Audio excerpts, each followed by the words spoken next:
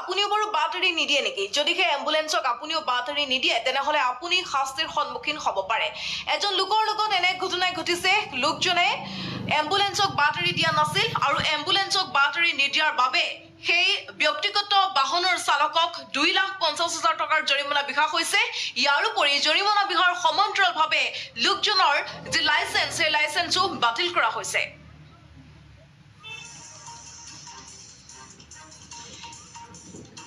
এম্বুলেন্সক বাতৰি নিদিয়াৰ বাবে এজন চালকক শাস্তি 2,50,000 টকাৰ জৰিমনা ব্যক্তিগত বাহনৰ এজন চালকক বাতিল কৰা হ'ল। লাইসেন্সও বাতিল কৰা হ'ল।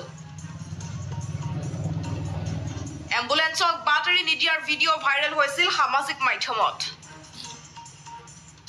ইয়াৰ পিছতে আৰক্ষীয়ে ললে এই পদক্ষেপ। কেৰালাৰ ত্ৰিশুৰত এই ঘটনা। কেৰালা আৰক্ষীয়ে দ্ৰুততাৰে পদক্ষেপ গ্ৰহণ কৰিলে আৰু এনেদৰেই এজন ব্যক্তিগত বাহনৰ চালকক বিহা হ'ল জৰিমনা। আমি দৃশ্যাংশ দেখুৱাই আছো। এয়া হৈছে সেই ভিডিঅ' যিটো ভিডিঅ'ত দেখিবলৈ পোৱা গৈছে এখন এম্বুলেন্স আৰু এম্বুলেন্সখনক এই চালকজনে বাতৰি দিয়া নাছিল আৰু ভিডিঅ' কৰা হৈছিলে আৰু এম্বুলেন্সৰ ভিতৰৰ পৰাই এই ঘটনাটোৰ সন্দৰ্ভত ভিডিঅ' কৰা হৈছিল আৰু এই ভিডিঅ' সামাজিক মাধ্যমত ভাইৰেল হৈ পৰাৰ পিছতে আৰক্ষীয়ে এনেদৰে পদক্ষেপ লোৱা দেখিবলৈ পোৱা গৈছে। আৰু কেৰালা আৰক্ষীয়ে ত্ৰিশুৰত এজন ব্যক্তিগত বাহনৰ চালকৰ অনুজ্ঞাপত্ৰও বাতিল কৰিছে। লগতে পথ অৱৰোধ কৰাৰ বাবে এম্বুলেন্সৰ পথ অৱৰোধ কৰাৰ বাবে 2,50,000 টকাকৈ বৃহৎ জৰিমনা আৰোপ কৰিছে।